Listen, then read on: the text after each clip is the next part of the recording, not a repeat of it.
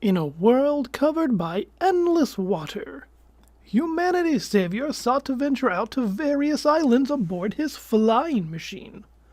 Filled with hope, glee, joy, love, excitement. His role unknown to him at the time, this hero stepped up when the world asked him to. Going from the depths of Earth to the rim of space. This is the basics on Mega Man Volnutt.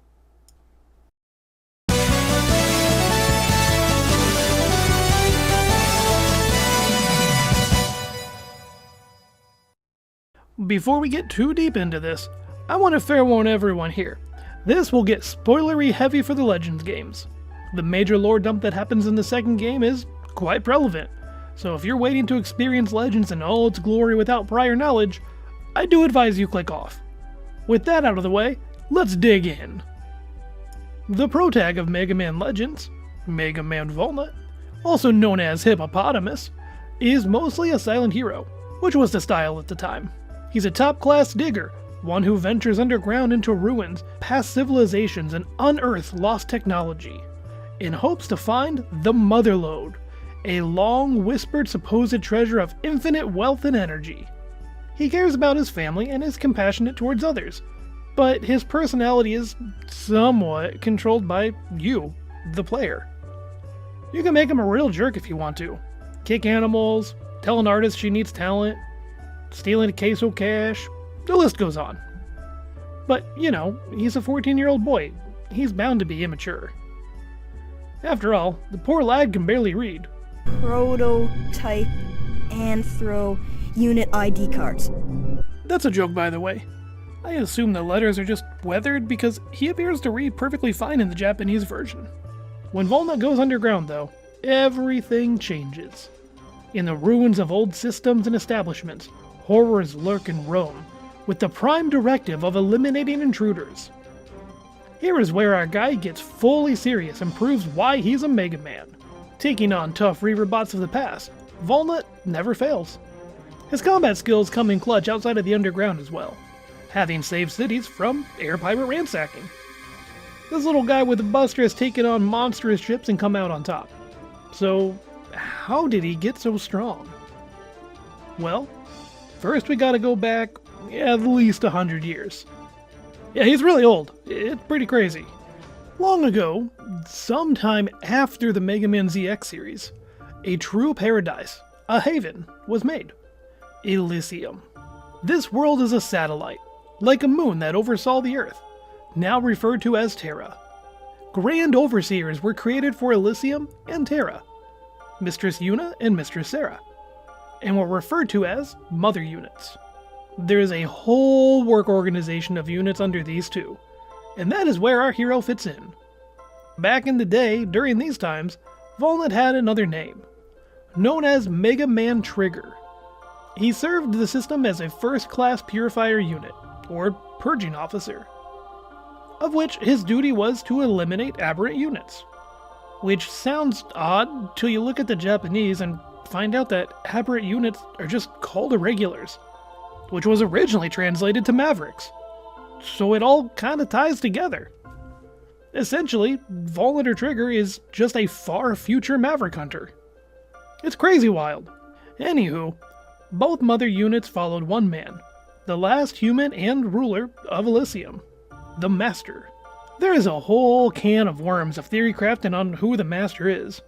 But what's important to know is that he ruled Elysium and took a liking to Trigger. One of the tasks of Elysium was to monitor Terra and populate it with artificial humans. During his 3,000 years of living in a perfect world, the Master altered some of the inhabitants and took a fondness to them, learning that struggles made life real and worth living. He tasked Volnutt to take him to see them in person for himself. Leaving Elysium removed the systems that kept him alive, and in his final moments, he requested that Trigger destroy the system, that they are wrong for controlling these people. And so, following his orders and protecting the Master's genetic code, Trigger sets out to destroy the system.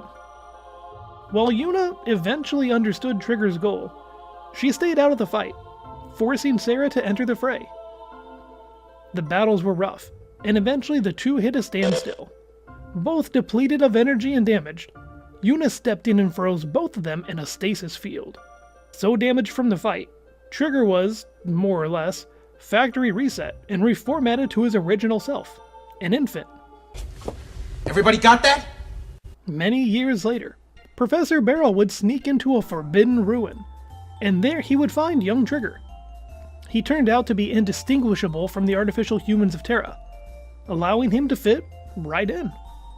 Unable to tell anyone the truth of where he came from, Barrel took the little man in, raising him as a digger himself.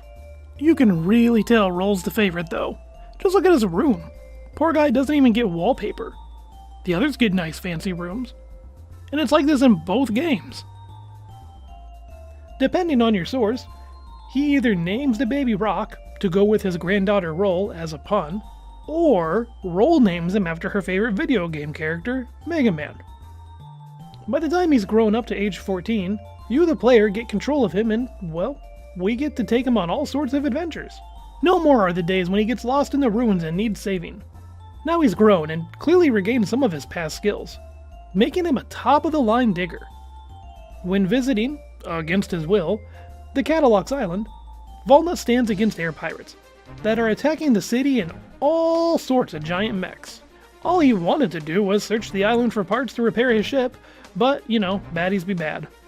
This one little blue boy saved the city time and time again. The island had a history of falling to ruin every 100 years, and by pure chance of exploring the island's ruins, Volnutt found the source. An old surveyor unit from the past system. As prophesized in the paintings of ye olden days, Volnutt would save the island from total destruction and prevent its historical doom from reoccurring. Later he would take to saving his guardian Barrel, being one of the few to ever venture and return from the frozen hellscape known as Forbidden Island. This act would break ground into a new world fiasco, as this is where he would find his old nemesis, Sarah. As Volnutt didn't remember her, she would manipulate him into searching for some keys for Elysium, pushing Volnutt into forbidden ruins where it was rumored gods resided. He was in a race against air pirates to get these, and eventually would acquire all only to have a final, all-out battle against Sarah. Having won the battle though, he was stuck in the satellite Elysium, where he resides to present day. So that's his backstory. It's way out there, and I'm sure it's only going to get messier if we ever get a Legends 3. So, what makes Volnutt so powerful? What gear is he rocking in that blue suit? Well, for starters, none of his gear is his own. Funny enough, his arsenal is a combination of past weaponry. Who knows how long they've been underground. But by finding tech that could be as far back as Neo-Arcadian days, Volnutt can salvage these parts and make use of these past weapons. His buster is rather unique, or at least it was at the time. Rather than a shoot and charge buster, Volnutt is customizable, able to vary his shots from high-speed machine gun-like to slow and powerful. It all depends on what he finds in the ruins. Inside games he can charge it up, so take that for what you will. But his buster is one thing. Who can argue with the giant cannon arms? Unlike the other Mega Man series, rather than getting boss powers, Volnutt just digs up what he can and makes his own weapons. Screw I got your power, more like I found this power. Just like the people on Terra, Volnutt can integrate with machinery, so replacing his parts is a cinch. It's kinda like a universal model kit. Machine guns, shields, beam swords, you name it, he likely has it. It's a pretty big assortment of weaponry that the blue guy can pull out. And what's weapons without some solid gear? Dashing became mainstream during X's era, but that's so 2000 and late. Volnutt here slaps on some wheels and jet skates around at the speed of sound. These offer him great mobility and the unforeseen power to run in the cars. A pair of spring boots allow him to leap high into the sky. It's cooler than it sounds, I promise you. With so much at his disposal, Volnutt can take on any foe, or any task, including toilet bowl cleaning. That's officially his job. So you might be thinking now, how is it that someone who is nearly illiterate is able to refurbish age-old gear? Well, that's the neat part. He doesn't. Volnutt has some strong relationships, and those are what help him along and make him the Mega Man he is. First up, let's look at his great enabler and kind sister, Roll Casket. Being Barrel's actual granddaughter and potentially the one who named Volnutt, Roll here has grown up with the Blue Boy and the two have been besties for life. While Volnutt studied the blade, she studied the books, and with her skills, she is able to nerd it up with any buried booty! Arming her bud with weapons, restoring cars, mentally sonic slicing birds' mental states. You name it, she can rig it. Without her at his side, Volnutt would be at a major disadvantage. Though he would be much richer. Roll charges a fortune for her services. Ever heard of a friends and family discount girl? Jeez. When Volnutt goes underground, Roll aids him as a second set of eyes, being his spotter, or navigator, and monitoring the surrounding area, and giving him hints on what way to go or what to watch out for. That's not all though. While Roll is his best friend and strongest ally, he also has a faithful familiar that was found alongside him. Data the monkey, the little drummer boy who dances to his own beat, can always be found following Volnutt. Data here is more like a personal mechanic, repairing our hero as needed, and acts as a memory bank holding memories of Volnutt's past life and other important codes. Mega Man here just needs to keep an eye on his fellow monkey when he's cooking. He's already had to put out one fire after all. Friends are great, but frenemies are better. The Bonds are a group of air pirates that counter our blue hero often. Though they tend to get frustrated at losing time after time against him, they do kinda grow to have a somewhat soft spot for the lad. Though one of them inevitably falls head over heels for the blue dweeb, the Bonds overall take a liking to him, even if it's somewhat misguided. When push comes to shove, they know they need to rely on him, and even rally behind, or just outright save, the blue boy. While it was never implemented properly, there was always supposed to be a rival for Volnutt, another digger, who would attempt to outperform you and likely feel like the Proto-Man, the Rogue, the Vile, of the series, or so I assume. We do know that this randomly looking NPC you'd find throughout the game is named Artillery, and his original plan was to be this said rival. Competing against Volnutt for Roll's affection would be his goal, and we see he's more than just a nobody. He's a skilled digger with an intellect that intrigues even Barrel. Would have been neat seeing a normal person trying to compete with Volnutt, no armor or anything.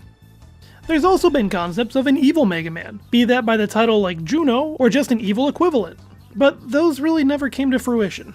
The designs are pretty cool, and a lot of work went into planing them. It seemed like we would have gotten the best of both in Legends 3's character Barret, before the game was, unfortunately cancelled.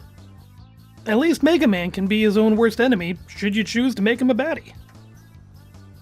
Volnutt's shockingly made it outside his own series a few times, which, given Legend's sales history, makes it an odd choice. He shows up alongside a few others in Namco x Capcom. He also was chosen for Tatsunoko vs. Capcom, alongside Zero in Classic Roll, which really felt like a nice mix for Mega Man fans. I think these games did something really neat that the actual Legends games don't do, and showcased Volnutt able to swap his special weapons out on the fly. Usually you have to go to Roll's workshop to do it, but here, he can just alley-oop up a machine gun from a rocket launcher. It's great! There have been a few mangas over the years, with a good chunk of them being mostly gag 4-panel series that are not really there to add too much to the overall story. The main one is pretty much just a retelling of the first game, boss fights and all. It's fast-paced, but it does do something to establish more of a personality for the Blue Archaeologist. Volnutt is kinda stupid in the comic, and is much more jokey and whimsical than we normally see. He's also a jerk, choosing to kick the dog. There's some other tidbits to him that I should probably cover here, such as the fact that he used to have a different hairdo. Back in the early prototype, Volnutt's hair was more flat, given a much different look for a much different title, Mega Man Neo. He also showed up in Dive, as both his goody two-shoes usual self and his breaking the law bad boy variant. And well, you've dug into the end. Volnutt is a standout blue bomber, mostly for his lack of a helmet, and he has 100,000 strong fans behind him. His story may not be concluded, but, at least we got 2 awesome games for him. What? I said 2 awesome games. The phone one is janky and you know it. What do you think of Volnutt? What kind of new gear would you like to see him get equipped with in a new game? Let me know below.